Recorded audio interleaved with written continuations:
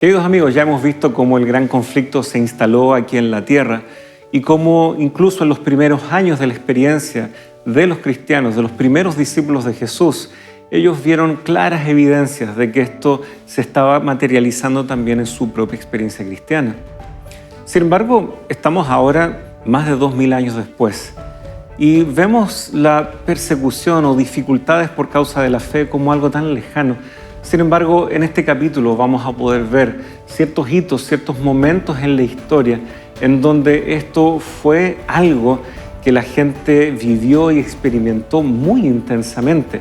¿Qué lecciones podemos aprender de su ejemplo? Estudia aquí con nosotros en Lecciones de la Biblia.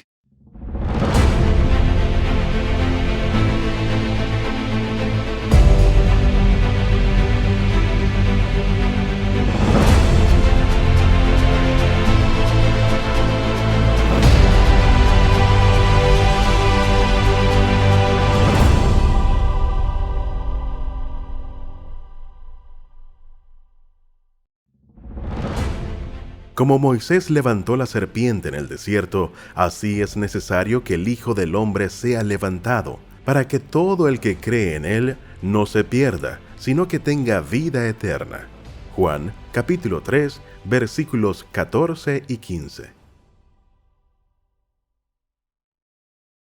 ¿Cómo están, queridos amigos? Gracias por estar con nosotros en una nueva semana, un nuevo capítulo de Lecciones de la Biblia.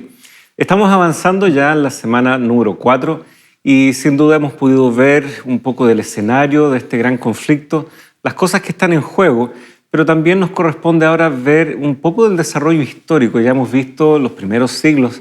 Sin embargo, este conflicto no terminó simplemente con alguna acción o alguna actividad hecha por la iglesia primitiva. Más bien permanece hasta nuestros días. Vamos a revisar hoy, estamos con el pastor Sergio Celis, que gentilmente nos acompaña capítulo a capítulo en esta temporada, así que vamos a revisar junto al pastor. Esperamos que esté muy bien usted y su familia. Gracias a Dios, muy bien, teniendo una buena semana. Así que un saludo para todos los televidentes, los que nos escuchan, y también una gratitud a Nuevo Tiempo por la oportunidad que nos da de estar acá. Sí, muchas gracias por apartar este tiempo. Vamos a orar, queridos amigos, para que Dios nos acompañe, sea un diálogo fructífero y verdaderamente podamos encontrar cómo la historia también ilumina algunos aspectos de nuestra propia experiencia cristiana. Oremos. Señor, en esta hora queremos agradecerte, como siempre, en primer lugar, por la posibilidad de estar aquí, de tener tu palabra abierta delante de nosotros, como también ciertos hechos en la historia que podremos revisar.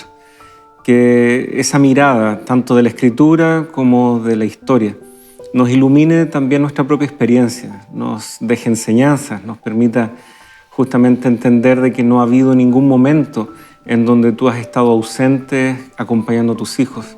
Permítenos esta gracia, lo pedimos en el nombre de Jesús. Amén. Amén. Muy bien, el título Defendamos la Verdad. Este es el título bajo el cual la lección de esta semana, nuestra guía de estudios, está formulado. Parece una arenga, una invitación, como un deber. Podríamos leerlo de diferentes maneras, pero apela justamente a lo que está siendo amenazado en este gran conflicto, la verdad. Ya hemos visto eso bajo diferentes matices. ¿Bajo qué nueva perspectiva vamos a analizar aquí junto a nuestros amigos en esta oportunidad este gran conflicto? Bueno, hemos visto en las lecciones pasadas cómo la iglesia primitiva comenzó su labor comentada por Cristo de predicación, de establecer cuál era el evangelio, el mensaje para poder predicar, cómo eso trajo oposición y persecución por parte del Imperio Romano. Pero como veíamos en la última lección, todo esto se vio comprometido, afectado de alguna manera cuando el Imperio Romano, ¿no es cierto?, a través de Constantino, abandona esa actitud de persecución hacia la iglesia y adopta en sí misma el cristianismo, lo cual produjo un sincretismo entre el paganismo que la mayoría del pueblo practicaba con el cristianismo. Y eso da inicio a un periodo de lucha, y vamos a decir, de dificultades desde el punto de vista tanto espiritual, pero también un ocultamiento, vamos a decir, ¿no es cierto?, una disminución en el énfasis de la verdad al producirse esta mezcla. Es interesante que esto estaba anunciado ya por la profecía. La palabra de Dios, tanto en Daniel como en Apocalipsis, nos habla de este periodo de cierta oscuridad espiritual, periodo donde también aquellos que quisiesen defender la verdad serían oprimidos y perseguidos, ¿no? Y la primera referencia que nuestra guía de estudio menciona está en Daniel capítulo 3, versículos 23 al 25. Daniel 7. Perdón, Daniel capítulo 7. Sí. Versículos 23 al 25, donde dice así: dijo así, la cuarta bestia será un cuarto reino en la tierra, el cual será diferente de todos los otros reinos, y a toda la tierra devorará, trillará y despedazará. Los 10 cuernos significan que de aquel reino se levantarán 10 reyes, y tras ellos se levantará otro, el cual será diferente de los primeros y derribará a 3 reyes. Hablará palabras contra el Altísimo, a los santos del Altísimo quebrantará y pensará en cambiar los tiempos y la ley, y serán entregados en sus manos hasta tiempo, tiempos y medio tiempo. Bueno, acá en el contexto de esta profecía, Daniel capítulo 7 es una profecía apocalíptica donde se mencionan unas bestias que surgen de la tierra, ¿no?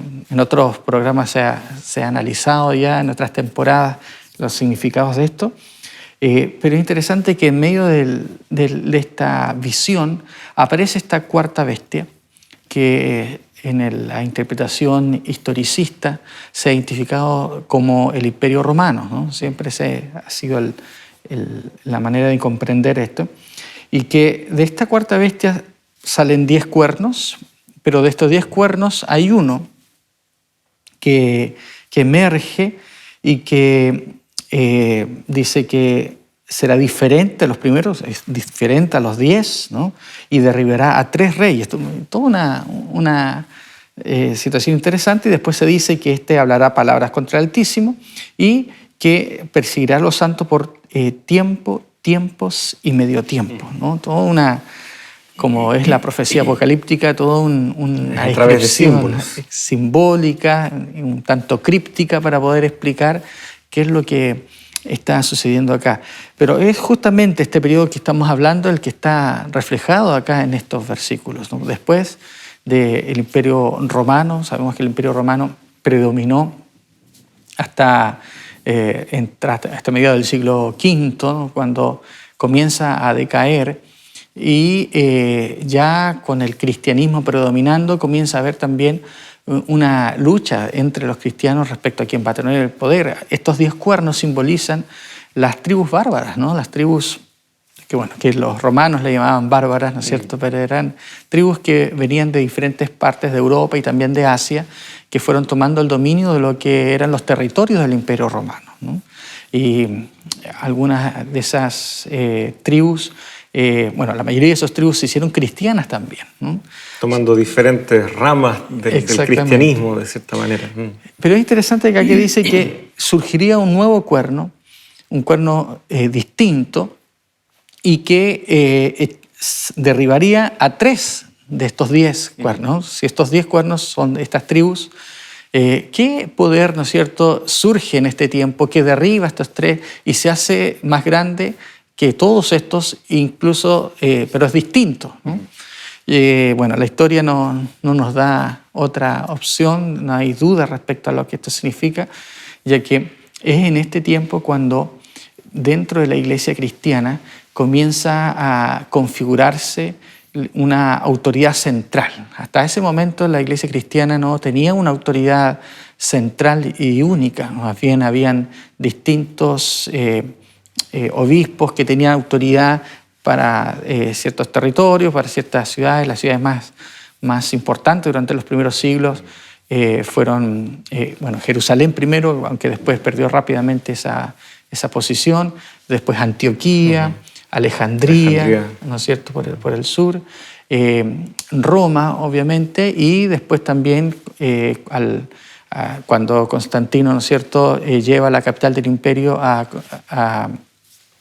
la actual Turquía, a la actual Constantinopla. Constantinopla, el actual bien Estambul. humilde Constantino sí. Le pone su nombre a la ciudad. Es una práctica común. Exacto. Por eso Alejandría se llama así, la dejó Alejandro Magno. Correcto. Entonces, todas estas ciudades, digamos, se disputaban, por así decirlo, la primacía, aunque Constantino había asumido así de manera no directa, pero un poquito la dirección. Habíamos mencionado la vez anterior que él convocó el primer concilio y luego los demás emperadores así lo hicieron también. Pero ya desde el siglo V y VI especialmente, comienza a haber una disputa entre los obispos y autoridades eclesiásticas de la Iglesia respecto a quién tiene el predominio. Y Roma, por ser la capital inicial del imperio, ¿no?, el obispo de Roma comienza a tomar también mayor preponderancia. Sin embargo, bueno, y eso con mayor razón cuando la capital de lo que era el Imperio Romano, porque el imperio en realidad se divide en dos partes, el Imperio Romano de Oriente, el Imperio Romano de Occidente. El de Oriente se le siguió llamando Imperio Romano, pero en realidad ya no era nada de romano, más conocido después como el Imperio Bizantino, con capital, ¿no es cierto?, en Constantinopla. El emperador se radica allí. Y es Justiniano que reorganiza, ¿no es cierto?, toda esta estructura digamos, política del imperio, y sabiendo que ya no tenía tanta jurisdicción en Roma, arregla para que el obispo de Roma por ahí lo pueda representar allí. Y eso le da mayor autoridad. Sin embargo, tal como la profecía decía, el obispo de Roma no tenía la autoridad plena debido a ciertas discusiones que habían respecto a temas teológicos, pero que también tenía un tema político, ¿no? Y hay justamente tres de estas tribus que tenían una inclinación arriana, ¿no? Creían que Jesucristo era un ser creado, ¿no?, el primer ser creado, que era un Dios de segunda clase, vamos a decir, de segunda categoría. Y eso impedía, ¿no es cierto?, ellos no se sometían a la autoridad del obispo de Roma, pero cuando ellos son derrotados, ¿no es cierto?, y expulsados de los territorios italianos, es cuando el obispo de Roma logra poder asentarse ya en su autoridad en Roma y da inicio a un periodo que aquí se menciona como tiempos y la mitad de un tiempo, ¿no? Esta expresión es una manera de poder hablar de un año, 2 años y medio año. Y ahí nos da una cantidad de tiempo que en la escritura es repetitivo, ¿no es cierto? Que se menciona bajo días después y también meses. Exacto, sí. ¿no? Está el tema de, son 3 años y medio, ¿no?, que son 1260 días, tomando en cuenta que en el calendario hebreo cada mes son 30 días y también, ¿no es cierto?, se lo toma como 42 meses. ¿Y a qué se refiere este periodo de tiempo que aparece aquí, este periodo profético?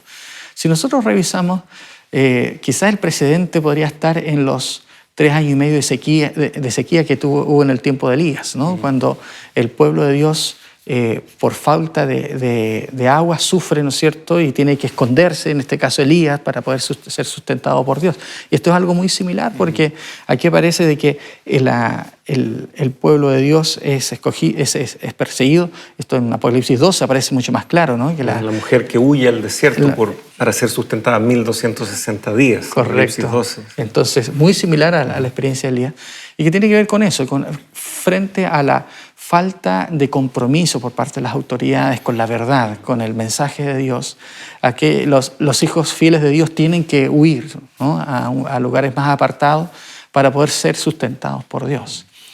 Y aquí los intérpretes historicistas han aplicado el principio día por año. Ese es un principio que nosotros podemos ver que en la Biblia hay varios ejemplos en los cuales Dios establece un símbolo, ¿no es cierto?, a través de un aspecto literal de días para poder simbolizar años, ¿no?, día por año. Uno de los ejemplos más recordados tiene que ver con los 40 años en el desierto, ¿no?, que surgen de los 40 días que estuvieron los espías en la tierra de Canaán, pero que ellos no no dieron un buen informe y por lo tanto ellos, finalmente el pueblo de Israel dice, bueno, así como estuvieron 40 días, ahora ustedes no van a poder entrar por 40 años. ¿No? Ese es uno de los ejemplos. También hay uno en Ezequiel, ¿no es cierto?, que claramente también aparece este simbolismo de días y años. Y podríamos mencionar algunos otros en la Biblia. Y hay pistas también en el mismo capítulo 7 y 8 de Daniel al respecto, que nos señalan que este mismo principio que fue aplicado antes por otros autores en otros contextos, Daniel también lo está aplicando, porque él va a describir, guiado por el Señor evidentemente, periodos que corresponden a imperios, que varios de ellos, Roma por ejemplo, dura varios siglos, si nosotros consideramos tanto sus inicios en Roma, en la bota itálica, y luego cómo se extiende también hacia la actual Turquía, ¿no?, con Constantinopla. Muy difícil definir eso en términos de días literales si consideramos que estos periodos de tiempo están siendo descritos así, como 3 años y medio, 1260 días literales, no da para siquiera abarcar todo lo que duró este poder y su accionar. Por lo tanto, está claro que Daniel está escribiendo con esto en mente, entendiendo de que él está utilizando símbolos para describir periodos mayores porque el accionar de estos poderes justamente lo demanda. E históricamente luego se comprueba. Ni uno de estos poderes actuó por periodos tan acotados si aplicáramos días literales. Y por lo tanto, eso nos revela que esto es lo que Daniel tiene en mente cuando está escribiendo, y no solo estos capítulos. Ya vemos ciertas pistas de día por año en cómo él escribe, ¿no es cierto?, ahí en el capítulo 1 respecto a su propia experiencia, luego de como unos 3 años de haber estado en la escuela de Nabucodonosor, el texto dice, bueno, pasado aquellos días. Entonces, el pensamiento de día por año está muy bien instalado en Daniel al escribir, y eso nos da seguridad de que no solo esto ha ocurrido en otras porciones de la Escritura, sino que también está ocurriendo en estos textos que estamos estudiando. Bueno, es así como hay en este periodo de tiempo, ¿no sé?, en el tiempo de Justiniano, en el tiempo en que estas tribus bárbaras son expulsadas de Italia, es que se comienza a configurar ese tiempo que algunos le llaman de supremacía del obispo de Roma, supremacía papal, como un tiempo en el cual la Iglesia toma una posición de autoridad jerárquica, donde se establece ya una estructura en la cual los que no están alineados a la jerarquía, ¿no es cierto?, a lo que la Iglesia establece, son perseguidos, y se convierte, digamos, este poder eclesiástico que tenía la función de ser un guía espiritual, se transforma en un poder político, ¿no? Y eso lo convierte, digamos, en un poder perseguidor que establece leyes y que intenta cambiar, dice, los tiempos, la ley, diciendo que, digamos, tergiversando lo que está escrito ya en la palabra de Dios, ¿no es cierto? Esto de querer cambiar los tiempos y la ley se refiere a eso, ¿no? Se refiere a querer cambiar las enseñanzas de Dios y la ley de Dios, ¿no? Los mandamientos de Dios son tergiversados, son alterados durante este periodo, y hay un periodo en que hay oscuridad espiritual. Y un periodo, digamos, que parte de ello la historia lo conoce como la época oscura, ¿no es cierto?, oscurantista de la historia del mundo, ¿no es cierto?, esta época medieval que es dominada por un pensamiento religioso bastante impuesto y donde los que se atrevían a decir algo diferente a lo que la Iglesia establecía eran condenados. Sí, bueno, si uno estudia con mayor calma los detalles de este periodo, lo que se enseñaba, uno va a encontrar también claras divergencias con la palabra de Dios. Ya habíamos visto en capítulos anteriores en donde fue la filosofía griega la que empezó a establecer categorías y formas de pensamiento que evidentemente cambiaron cómo entender la palabra de Dios entendida en su sentido más puro, sencillo. Fue un periodo verdaderamente triste para la historia humana. Dios, previendo que ciertos fenómenos se iban a dar, conociendo también nuestra propia naturaleza, dejó esto en las profecías. En este capítulo, en esta serie, no vamos a estar estudiando de por sí estas profecías en toda su profundidad, como tú ya dices. Han habido otras series en donde se ha visto aquello. Sin embargo, nos coloca una plataforma para entender de que este conflicto efectivamente sí se empezó a desarrollar y podemos ver todavía vestigios de ciertas acciones en el pasado en donde el enemigo ha querido levantar estructuras, pensamientos, trabajar a través de los mecanismos que la propia humanidad al parecer coloca a su disposición. Grandes intelectos igual estuvieron detrás de estas cosas, manteniendo un sistema así. Así que bueno, hay mucho que todavía tenemos que seguir explorando, pero ya es hora de hacer un pequeño break, una pequeña pausa. Así que, queridos amigos, regresamos en el siguiente bloque junto a ustedes aquí en Lecciones de la Biblia.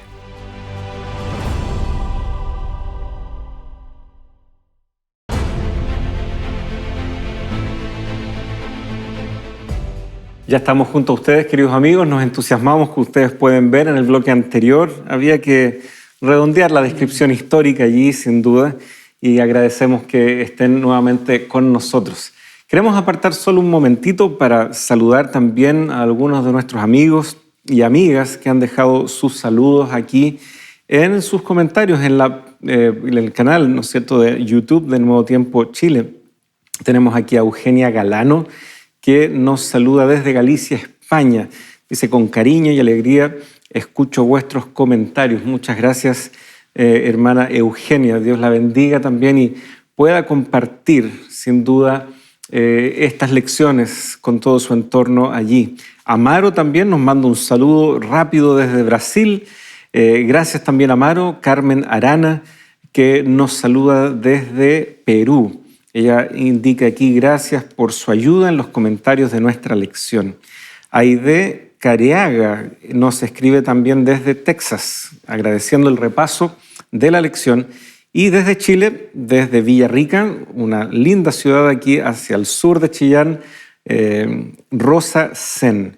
Bendiciones para todos. Gracias por el apoyo al estudio de la lección. Cariños a todos los que trabajan y dedican tiempo al servicio de Dios. Un privilegio que sin duda todo hijo de Dios puede tener: servir al Señor, ayudar con los dones y talentos dados a cada uno.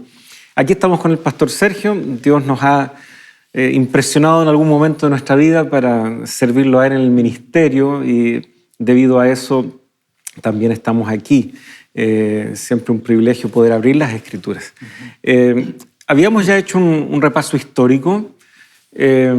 Daniel, ya a través de estas visiones que tuvo, representa por medio de símbolos cosas muy concretas en la historia. A veces la gente se confunde cuando escucha: no, esto es simbólico. No, se usan símbolos para comunicar elementos muy, muy concretos que ocurrieron, personajes, ocasiones, instancias en la historia muy concretas, representadas simbólicamente. Ahora, Daniel no es el único que ya anticipa este tipo de situación. Ya habíamos comentado en capítulos anteriores como los propios apóstoles, quienes escribieron las epístolas, también van pintando un cuadro en donde este escenario no debiera sorprender. Hay un libro no muy leído, Judas, no es el que se ahorcó, sino el otro Judas, muy cercano a Jesucristo, de hecho. Así que él también anticipó algunos elementos allí en un librito muy corto, ¿sí?, que tiene un solo capítulo. Él ya anticipa también ciertas actitudes, ciertos peligros que la iglesia estaría expuesta a ellos. Así es, ahí en los versículos 3 y 4 de Judas dice: amados, por el gran deseo que tenía de escribiros acerca de nuestra común salvación, me ha sido necesario escribiros para exhortaros a que contendáis ardientemente por la fe que ha sido dada una vez a los santos, porque algunos hombres han entrado encubiertamente, los que desde antes habían sido destinados para esta condenación, hombres impíos que convierten en libertinaje la gracia de nuestro Señor, de nuestro Dios, y niegan a Dios, el único soberano, y a nuestro Señor Jesucristo. llama la atención cómo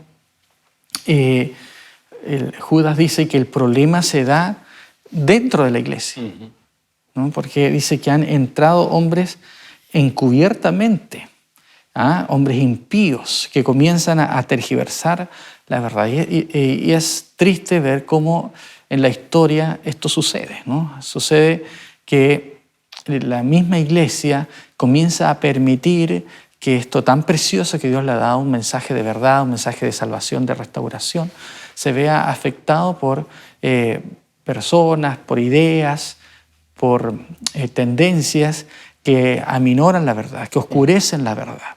Y eso es lo que sucede durante estos 1260 años que estábamos hablando, que anuncia el profeta Daniel, que aparece nuevamente en Apocalipsis, que comienzan, dijimos, ¿no es cierto?, alrededor del siglo VI, con la primacía del obispo de Roma, y que terminan con la prisión del obispo de Roma, del Papa Pío VI en 1798, por el general Berthier, ¿no es cierto?, el general de Napoleón. Entonces, durante estos 1260 años se ve un dominio, o por lo menos una pretensión de dominio, en algún momento los ejerce con mayor fuerza que otros, no solamente sobre aspectos eclesiásticos, sino también políticos. Pero en medio de este periodo también, dice aquí como leímos, aparecen también algunos que hacen caso a la petición de Judas, y hay algunos que contienden, defienden la verdad, ¿no? Que es el título de este capítulo esta semana, ¿no? Defender, contender por la verdad, por la fe da una vez a los santos. Y podemos ver que durante todo este periodo de persecución, de oscuridad espiritual, de oscuridad del mensaje de la palabra de Dios, hubieron personas que intentaron volver a la palabra, volver a lo que Dios había dicho. Y nos encontramos, por ejemplo, con un grupo que la historia ha destacado por permanecer firme y fiel en medio de esta época oscura, ¿no? Y estos son los valdenses, ¿no? Conocidos así por su fundador Pedro Baldo. No hay mucha información respecto a este personaje. Aparentemente ellos querían ser parte de la iglesia, pero pronto ellos comenzaron a mirar que en realidad la autoridad a la cual ellos querían estar sometidos era más a la palabra de Dios. Pero se les prohibía a ellos comunicar la palabra de Dios. Entonces ellos, a través de sus actividades de venta de mercaderías, de mercancías, ¿no es cierto?, también. Y también enviaban a sus hijos a las universidades, cosa de que ahí establecieran vínculos. Exacto. Ellos entendieron que tenían una misión que transmitir aún en medio de esta época, y ellos logran formar grupos de personas que son preparadas para poder comunicar la verdad. Es interesante cómo ellos lograron establecerse, ocultarse en el sur de Francia, en el norte de Italia, en el sector del Piamonte, en medio de las montañas, apartados de las ciudades. Establecieron localidades en donde ellos estudiaban la palabra de Dios, preparaban jóvenes, ¿no? Iban jóvenes ahí que se preparaban, estudiaban, y luego eran enviados a predicar de manera incógnita, ¿no? En misiones un tanto secretas, vamos a decir, donde ellos, tanto en las universidades como a través del trabajo que ellos podían realizar, buscaban la oportunidad de poder compartir lo que para ellos era tan precioso, que era la verdad, la palabra de Dios, ¿no? Y ellos transcribían porciones de las Escrituras que compartían con otras personas. Todo un mecanismo, un sistema para poder comunicar y transmitir la verdad que ellos veían que estaba siendo descuidada en aquella época. No, y es fascinante ver cómo no es el único grupo, no es la única ocasión ni lugar. La verdad es que hubo en diferentes momentos también quienes tradujeron las Escrituras con el riesgo muy claro de su vida, quienes tuvieron que mantener incluso una actitud de huida mientras traducían. Algunos tuvieron que terminar sus traducciones huyendo de su propio país de origen, Recuerdo, ¿no es cierto?, al traductor de la escritura inglés, ¿no es cierto?, Tyndale. Él tuvo que terminar de escribir esa traducción desde Alemania, ¿ya? Porque en Inglaterra estaba puesto un precio, por decir así, por su vida. Aún así, él termina falleciendo antes de tiempo debido a esas amenazas en contra de su vida. Y así otros. Juan Hus, ¿no es cierto?, actual República Checa, digamos, de donde era él, que mucho antes de Lutero, él también estuvo descubriendo en la Escritura. No es que inventaron algo de la nada o sencillamente queriendo oponer porque sí al poder imperante, como tú bien habías descrito. Comenzaron a entender que la Escritura comunicaba otras cosas y que siempre lo había comunicado así. Y también Juan Hus muere en la hoguera después de haber estado encarcelado por mucho tiempo, en una época, ¿no es cierto?, en donde realmente era algo de valientes, ¿no es cierto?, levantarse y pregonar la verdad de la Escritura. Hoy damos muy por sentado, ¿no? La Biblia está ahí. Citamos de memoria algunos pasajes. Juan 3:16 tal vez el más conocido de ellos. Y no pasa nada, ¿ya? Sin embargo, en aquella época, algo tan simple como enseñar de la gracia de Dios, enseñar acerca de su salvación tal como lo presentan las Escrituras, era motivo de persecución y de muerte. Hay un pasaje ahí en el libro de Apocalipsis que anticipa de alguna manera ahí en el mensaje de las iglesias, como tempranamente también les tocaría padecer este tipo de pruebas, este tipo de dificultades. Allí en el capítulo 2 de Apocalipsis, en el mensaje que conocemos como el mensaje a la iglesia de Esmirna, tenemos una manera de entender esto como también reflejando esta noción de periodos en la historia representados por cada iglesia. Eso es bastante evidente con los sellos, por ejemplo, y se puede hallar sin ningún problema también pistas de esa lectura también aquí en el mensaje a las iglesias.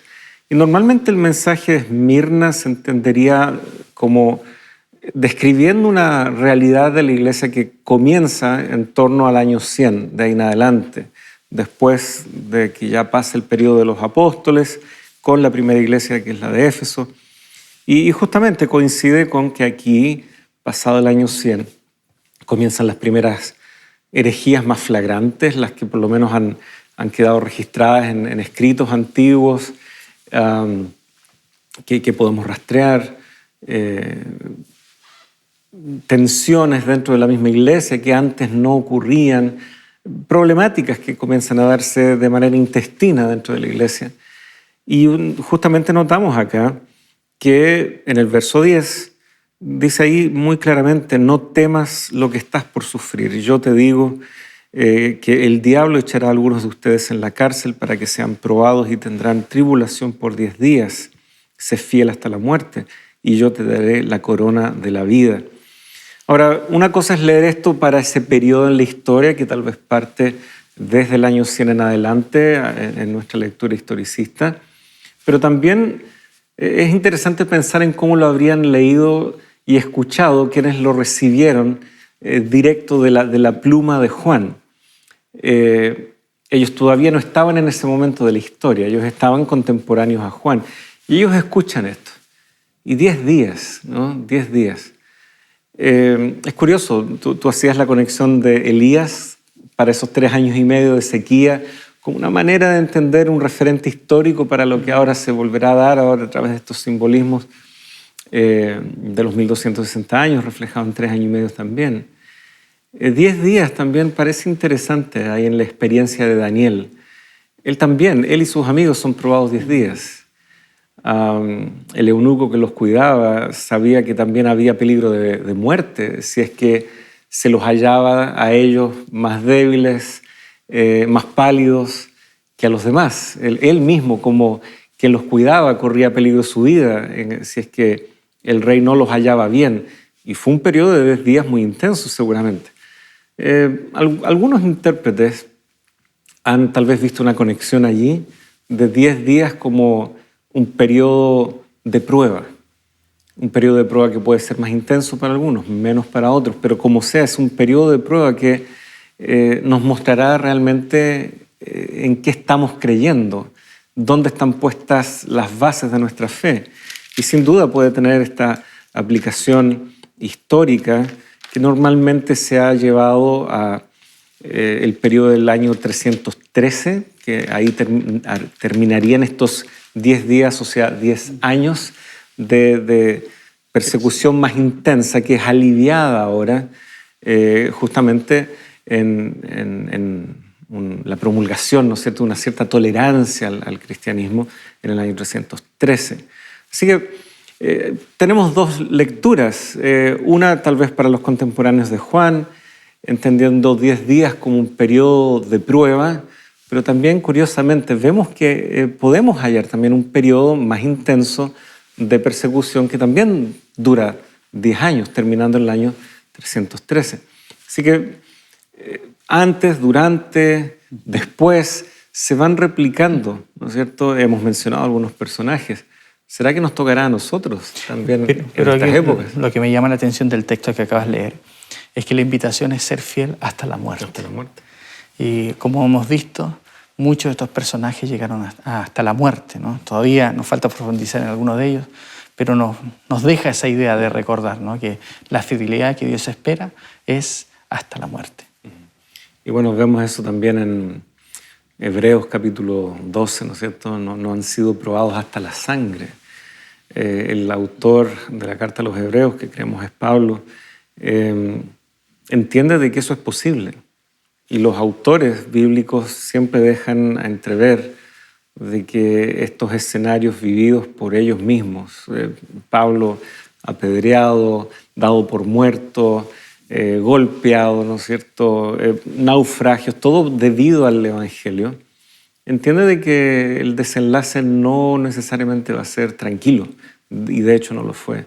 Tampoco lo fue el de Pedro, y si empezamos a analizar la historia, varios de los apóstoles que salieron en misión a cumplir la gran comisión, también les tocó padecer un desenlace similar. Tal vez motivo de gratitud, que nos toque vivir en momentos en donde todavía se goza de libertad para predicar, para enseñar.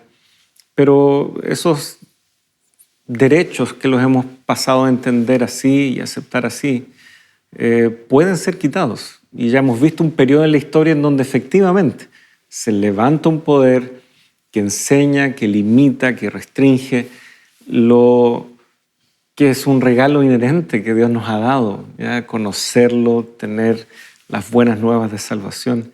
Así que qué tremendo legado nos dejan estos hombres y mujeres que en el pasado entendieron lo que verdaderamente importaba y trascendía, y estuvieron, como tú recién destacabas, dispuestos a dar su vida por aquello. Muy bien, hemos hecho un repaso muy sucinto de algunos personajes y instancias históricas. Vamos a hacer un pequeño alto y ya regresamos, queridos amigos, con algunas últimas ideas respecto a esta temática de defender la verdad, defender la fe y lo que eso implica en nuestras vidas.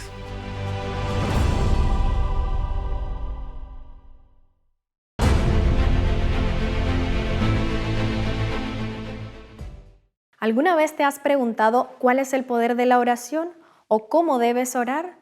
La guía de estudio titulada Dios me oye te ayudará a encontrar estas respuestas. Para solicitarlas solo debes escribir al número que está apareciendo en pantalla o también lo puedes hacer ingresando a nuestro sitio web. Que el Señor te bendiga.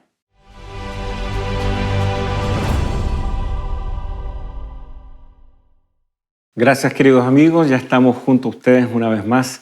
Habíamos hecho menciones de algunos personajes, algunos movimientos o grupos de fieles y creyentes que pudieron justamente colocar en práctica mucho de lo que la Escritura había anticipado: ser fiel hasta la muerte, perseverar en esta verdad, entender que habrían amenazas que vendrían incluso de flancos muy cercanos, incluso internos de la propia iglesia. Qué tremendo fue la experiencia de vida que ellos nos dejan también como legado.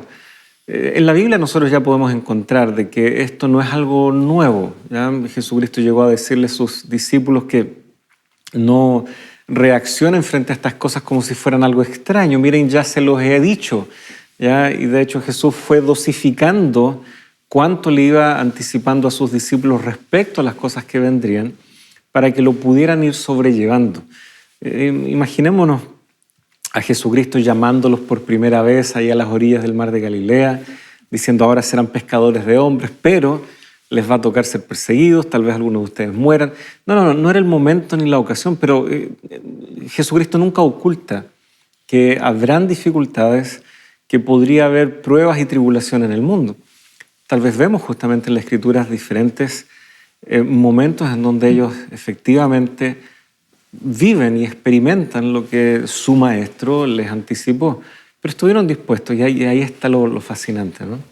Así es, en el libro de los Hechos ya vemos cómo ellos están dispuestos a seguir adelante, ¿no? En el capítulo 5, por ejemplo, los discípulos, Pedro y Juan específicamente, son tomados por haber predicado, por haber participado también en señales y maravillas, son llevados delante del concilio, el concilio de los judíos, y dice allí en el versículo 28, dice, no les mandamos estrictamente que no enseñaran en ese nombre, pero ahora han llenado Jerusalén con su doctrina y quieren echar sobre nosotros la sangre de ese hombre.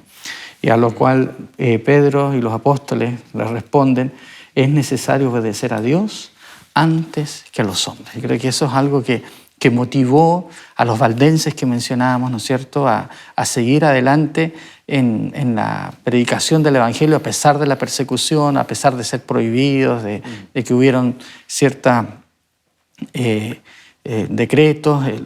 Algunos de los valdenses tuvieron una muerte bastante triste, ¿no? Algunos de ellos quemados en una cueva, y está ahí registrada en la historia como la persecución de la iglesia llegó hasta ese extremo, ¿no? Quitarle la vida por no enseñar lo que la iglesia necesitaba. Pero aún así siguieron apareciendo personajes que estuvieron dispuestos a exaltar más la palabra de Dios que hacer lo que la iglesia, lo que otras personas decían, ¿no? Obedecer a Dios antes que los hombres. Y tal vez hay solo ser un alcance. Debemos obedecer a Dios antes que a los hombres, ya verso 29.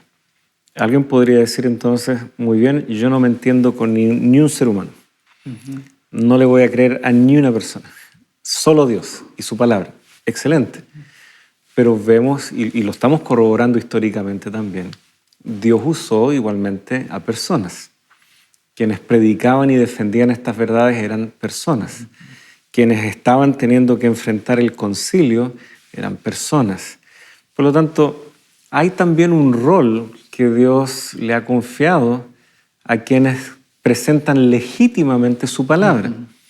Entonces tenemos que tener cuidado, porque a veces alguien nos puede visitar con la intención de animarnos, de tratar de corregir a la luz de la Escritura cierto aspecto de nuestra experiencia cristiana, y alguien podría decir, no, yo no escucho a ningún ser humano, yo voy a ir a la Escritura, pero también podemos tener un cierto sesgo nosotros de leer lo que nos conviene, de ocultar o dejar, desestimar. Ya hemos destacado eso en un episodio anterior. Leer la Biblia como nos conviene, no, es toda la Escritura, nos guste o no nos guste. Tenemos que moldearnos a la Escritura, no moldear la Escritura a nuestro parecer. Y muchas veces Dios va a utilizar instrumentos humanos para hacernos llegar ese mensaje. ¿Cuántas veces un sermón, cuántas veces un consejo basado en la Escritura, inspirado en la Escritura? Por lo tanto, hay que entender este pasaje correctamente. Y estamos viendo estas evidencias históricas también. Los valdenses eran seres humanos. Sin embargo, nos dejan un tremendo legado. ¿Y por qué? Porque estaban movidos, basados, motivados por la Escritura y una lectura lo más correcta posible para la época en la que estaban. Y por eso podemos confiar también e inspirarnos en su legado. Y también este versículo no significa que debemos rebelarnos a las autoridades que existen. Tampoco, hay que tener cuidado ahí, sí. Sino que porque la Biblia también nos dice que nosotros tenemos que respetar, orar por las autoridades porque son puestas por Dios, sino que se refiere a que cuando las autoridades nos obligan a ir en contra de los principios de Dios, nosotros debemos obedecer a Dios antes que los hombres. Ese es el contexto muy claro ahí en Hechos 15, ¿no? El Sanedrín, que era el cuerpo legal, si queremos también señalar, para lo que era el judaísmo ahí en esa época, y sin embargo están yendo en contra del propio Jesucristo. Los apóstoles no pueden dar su brazo a torcer frente a eso. Así es. Y en medio de esa situación, podemos mencionar algunos otros ejemplos de personajes que quisieron deleitarse en la palabra de Dios, ¿no? Interesante cómo en la guía de estudio nos menciona algunos textos donde la palabra de Dios aparece como algo que uno se puede gozar, que uno puede deleitarse, ¿no? El Salmo 19 dice el versículo 7, en adelante, dice: la ley de Jehová es perfecta, convierte el alma, el testimonio de Jehová es fiel, hace sabio el sencillo, los mandamientos de Jehová son rectos, alegran el corazón, el precepto de Jehová es puro, alumbra los ojos, el temor de Jehová es limpio, permanece para siempre, los juicios de Jehová son verdad, todos justos, deseables más que el oro, mucho más que el oro refinado, dulces más que la miel, la que destila del panal. Tu siervo es además amonestado con ellos, en guardarlos hay gran recompensa. Toda esta descripción que se hace de la ley, testimonio, los mandamientos, preceptos, los juicios de Jehová, se refiere a toda la instrucción que viene de parte de Dios en la palabra. Recuerden que el concepto de ley generalmente en la Biblia es mucho más amplio que solamente los 10 mandamientos, ¿no? Sí. A veces se hace alusión obviamente a este aspecto moral de la ley, pero también la ley es todo aquello que Dios ha instruido. Y vemos que hay gente que se regocija en la palabra de Dios, que está dispuesta a defender la palabra de Dios. Y la lección nos recuerda a un personaje que es muy destacado, ¿no es cierto?, que es Wycliffe. Este teólogo también fue un líder de la iglesia, ¿no? Pastor, teólogo, muy capaz, ¿no? Llegó a ser profesor en Oxford, ¿no? Es parte de la escuela escolástica que está predominante en Europa, quizás el último gran escolástico de esta época. Y él, al estudiar la palabra de Dios y en medio de una situación en donde la iglesia se encuentra en una grave declive, es durante esta época donde hay un cisma también, conocido como el cisma de Occidente dentro de la iglesia, donde llegan a haber en un momento hasta tres personas que se declaran papas, ¿no? Cada uno con un cuerpo conciliar que los apoya, los defiende, ¿cierto? Y es en medio de eso que mientras están en estas disputas internas, Wycliffe aprovecha la oportunidad para comenzar a enseñar lo que él va descubriendo en la palabra de Dios, y él define que la autoridad del cristiano debe estar en la palabra, y el líder eclesiástico tiene esa autoridad en la medida que está sometido también a la palabra. Por lo tanto, no era obligatorio someterse a la autoridad de la iglesia y del Papa si es que ellos no estaban sometidos a su vez a la palabra de Dios. Entonces, este mensaje de Wycliffe fue bastante fuerte, y debido a estas disputas internas, Wycliffe pudo realizar hasta cierto punto un poquito extender estos mensajes, escribir, publicar al respecto, a pesar de que fue tomado prisionero, ¿no es cierto?, en reiteradas ocasiones. Sin embargo, eso no le impidió seguir adelante, y que finalmente él muere de una enfermedad natural, ¿no es cierto? No llega a morir de esa manera. Pero lo interesante es que cuando ya después la iglesia condena a Wycliffe, él ya estaba muerto, ¿no es cierto? Lo que hacen es ir, desenterrar sus huesos, quemarlos y arrojar las cenizas al río, como diciendo, como iglesia tomamos las medidas al respecto. Pero él ya estaba muerto, como ¿no? sería, igual no más. igual no más. Pero interesante, otro hombre que estuvo dispuesto y que Dios permitió encender esa luz, ¿no? Por eso se llama el lucero de la Reforma, porque quizás la primera luz visible Sabemos que siempre hubo, ¿no es cierto? Pero Wycliffe es el que enciende una llamita que comienza a propagarse. Y él fue un fuerte promotor y participó, ¿no es cierto?, en la primera traducción Correcto. al inglés. Y bueno, coincide, inglés muy antiguo desde luego y todo, pero coincide que es inglés porque él vivía ahí, ¿no es cierto? Exacto. Se mueve en esa esfera. Él dirige esta traducción de alguna Claro, manera. fue el promotor de esa primera traducción. Pero era llevar la Biblia a las masas, a la gente, porque no todos leían latín, mucho menos griego y hebreo, en donde estaban los textos originalmente. Quien va a replicar luego eso va a ser Lutero, ¿no es cierto? Traducirlo al idioma de su pueblo, de su nación, facilitando también la educación pública y que ¿cuántos niños aprendieron a leer y escribir usando la Biblia de Lutero, por ejemplo? Y yo creo que eso facilitó la prosperidad de estas naciones también. Sin duda hay mucho en ese legado ahí. Bueno, tenemos acá, ¿no es cierto?, ejemplos concretos de hombres y mujeres que fueron capaces de pasar la antorcha. Antes de dejarte la palabra, porque ya el tiempo está cerrando, tan solo tal vez leer 2 de Timoteo 2, versículos del 1 al 3. Tú pues, hijo mío, fortalécete en la gracia que hay en Cristo Jesús. Y lo que has oído de mí en la presencia de muchos testigos, eso encarga a hombres fieles que sean capaces de enseñar también a otros. Sufre penalidades conmigo como buen soldado de Cristo Jesús. Vemos esto, ¿no? Son seres humanos pasando la antorcha a otros, de algo que es superior a ellos, algo a lo cual ellos deben someterse, que son las Escrituras, pero el componente humano no puede desaparecer. Dios ha visto bien no confiarle esta tarea a ángeles, sino dejarlo a nosotros, seres humanos. Nos quedan 2 minutos, querido Sergio. Sí, decirles a nuestros televidentes, aquellos que están escuchando y viendo este mensaje, que estos ejemplos que vemos en la historia, los valdenses, Wycliffe, ¿no es cierto?, no quedaron allí simplemente en la historia, sino que también hubieron oportunidades que ellos tuvieron para poder transmitir. Los escritos de Wycliffe llegaron a manos de Juan Hus, que se mencionó, y él llegó a ser condenado a causa de defender la verdad. Estamos en tiempos en que necesitamos también personas que estén dispuestas a someter su vida, su voluntad a la verdad de la palabra de Dios, que puedan reconocer en la Biblia, en la palabra, la verdad, y estén dispuestos a seguirla, a abrazarla y vivir de acuerdo a ella.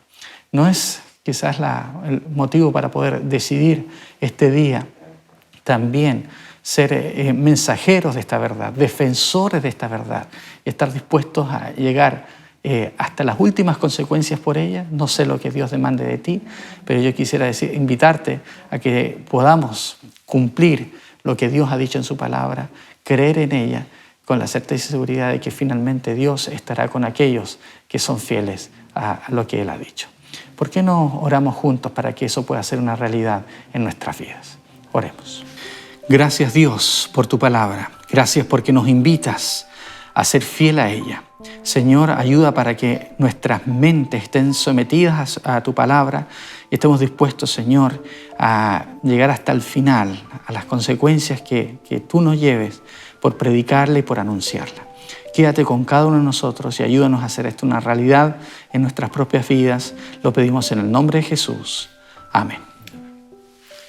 Gracias, querido Sergio, por la invitación, por el hermoso desafío que la palabra nos deja también.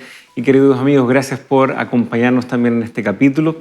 Y queda la cita marcada para el próximo capítulo de Lecciones de la Biblia.